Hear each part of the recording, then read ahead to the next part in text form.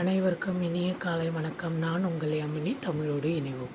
இன்றைக்கி யாமினி விலாகில் திருவள்ளூரில் இருக்கக்கூடிய வீரராகவ பெருமாள் கோயிலை பற்றி தான் பார்க்க போகிறோம். நம்ம இன்றைக்கி பெருமாள் பார்த்திங்கன்னா இங்கே பள்ளி கொண்டு இருப்பார்.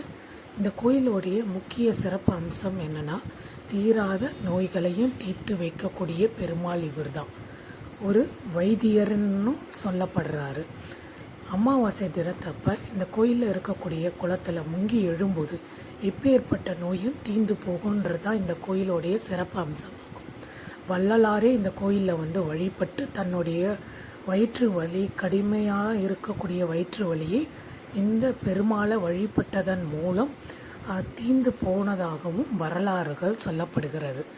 கண்டிப்பாக இந்த கோவில் 108 திவ்ய தேசங்களில் ஒன்றும் கூட 59வது திவ்ய தேசம் ஆகும். கண்டிப்பாக இந்த கோவிலுக்கு நீங்கள் போங்க, உங்களுடைய நோய்களை தீர்ந்து போகும். திருவள்ளூரில் இருக்கக்கூடிய முக்கியமான 7 கோவிலையும் வீடியோ அடுத்தடுத்து போடுவேன், வாட்ச் பண்ணுங்கள்.